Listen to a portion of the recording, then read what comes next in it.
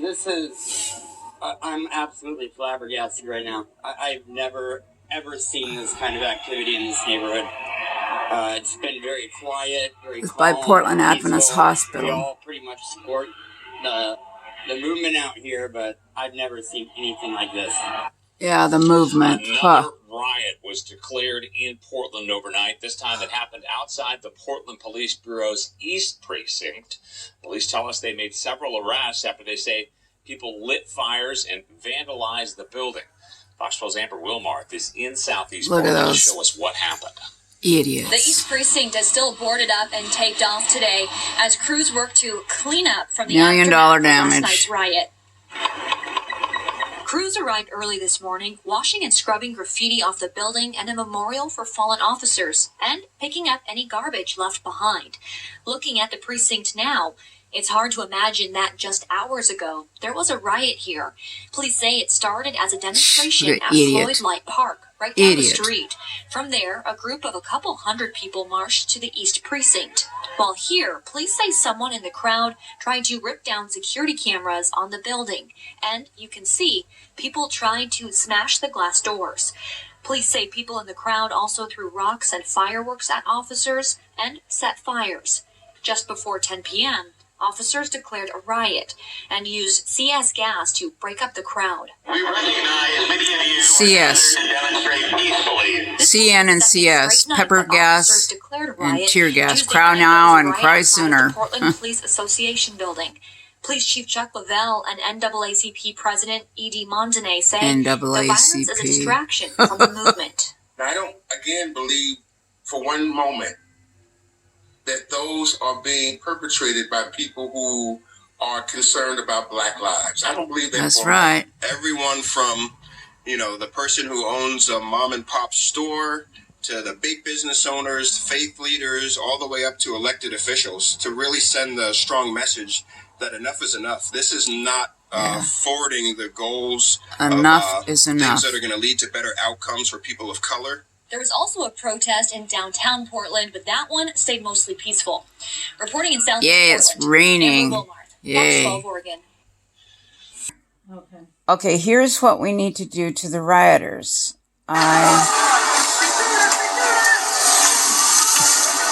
This is what we need. I'm going to steal me a water cannon. And I'm going to drive it. Yeah, what would happen if a citizen did that? Look at that guy. He got a high enema he didn't expect. Warning. Wait. Let me back it up. Contains graphic scenes, riots, and... Look at where our world is headed. I don't know. I'm such a great YouTube creator.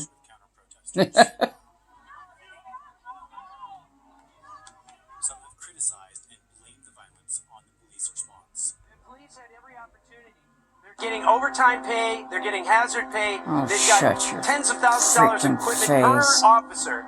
And they came out here and they guarded empty space the entire day. But to better understand why the demonstration ended up the way it did, you have to understand how riot control works. And when they do take control, the fundamental problem with riot control is that there are police almost have never been injured. more riot police than rioters, so the police need to artificially give themselves an advantage. Part of it is psychological. They make it so rioters think that the police could defeat them.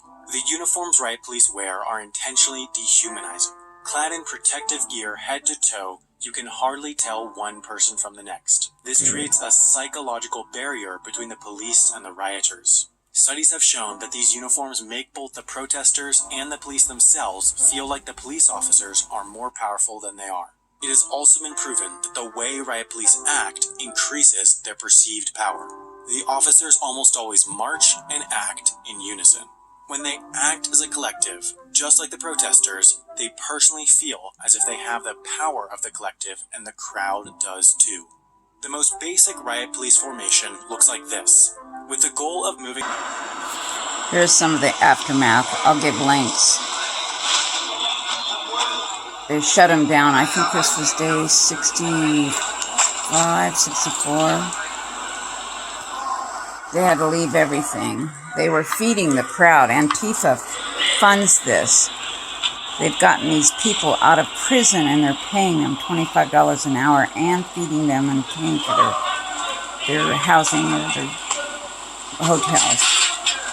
Look at how many hundreds of people just one little feeding station provides. There's about 5,000 meals there. Can you believe that? Feeding these monsters, giving them sustenance so they can riot, tear down our country, tear down our city. Listen to the angry rage. Look at all those leaf blowers. Onions, anybody? They had pork ribs, protester ribs, they called them. They were giving out free protester ribs and good food. 20 years ago, the famous elk statue was erected on Main Street in downtown Portland. Today it was removed after it was damaged from a fire during last night's demonstration. Jennifer Dowling taking a look back at one of Portland's Why did they need to destroy of public art. that Jennifer? Beautiful elk? Good evening, Jeff. Yeah, that was removed earlier this morning. Yeah, and what a been bunch of crap. So long that people historic piece of like my sort of the focal point is as you're walking through that park area. Yeah, the whole park downtown is destroyed. Thompson in 1900, he wanted a landmark downtown that would serve as a water source for the Beautiful, residents beautiful and their elk. animals. Destroyed. The Regional Arts and Culture Council talked to Ken Body about its history in 2015. Here's our beautiful elk statue. Look at that. F-U-C-K. That is all they can say. That's where our statue was. And that beautiful fountain. Peaceful. Thanks, Antifa. What a bunch of monsters. Here's a disturbing video clip of two girls getting hit. But I was watching the girls do their live on the freeway. The protesters were on the freeway and the police had no choice, and they were on Interstate 5. Let's see, 6 lanes there, or 5 lanes wide, one way, and they had the whole freeway stopped, and these two girls were, Black Lives Matter, make war, make love, not war, make love. And then they were talking about some cop and what needs to be done with the cops. And she made a finger gun and motioned that he needed to be shot in the head. And then a black man driving a car hit the two girls right after she said that the cop needed to be shot in the head. So, I'm not sorry for her. Surveillance video, a warning, it is difficult to watch. It's a horrifying moment, the white car plowing into protesters on a Seattle freeway. A car ran over some people on the freeway, possibly. The Jaguar striking 2 women, now both in critical condition in an ICU. No, one's dead. Moments earlier, a protester live streaming this video before running for cover. Yeah, 2 hit, 2 down. Appears that somebody's attempting CPR. The highway had been closed for demonstrations when the driver entered the freeway going the wrong way. Police arrested a 27-year-old Seattle man. The motive for the alleged crime, unknown. Seattle, a city in chaos. That freeway closed for 19 straight nights for demonstrations. The police now saying they can no longer guarantee protesters' safety. The city under siege since the killing of George Floyd. Just days ago, riot police reclaiming a so-called autonomous zone taken over by protesters. Authorities had been blocked from the area for weeks, but after multiple shootings, officers cleared out the CHOP zone. Protests against racial injustice taking place all across everywhere. The mayor opponents said this isn't any riot. This is just a summer of love, dominate the people on the streets, and love. Troops again. Wonder what effect that will have on people who say they are tired of being dominated. On the same day that the head of the Joint Chiefs apologized for even the suggestion of military presence in our politics, Trump, tone deaf once again, doubled down. Seattle CNN. would be so easy to solve. We have to dominate the streets. You can't let that happen. That's right. You have to dominate the streets. Damage they've done. You have to dominate the I streets. agree. If you think about it, we're dominating the street with compassion because we're saving lives. Dominating the street. Shut up. Threats of military violence from the White House. The mayor of Seattle calls it a threat to invade and is calling on Trump to go back to his bunker. She's going to have more to say to us in just a moment. But first, let's get to the streets of Seattle. Dan Simon is there. Dan, what's the situation? That's miles away from the protest center. They're trying to show it as protesters, and you can see it's been totally calm. defaced. Look where it is not. not. The Seattle Police Department. It now says the Seattle People Department, and all the windows are boarded up because the officers who work in this station essentially abandoned ship. Let me explain how this all came about, Chris. Floyd, it was a terrible situation.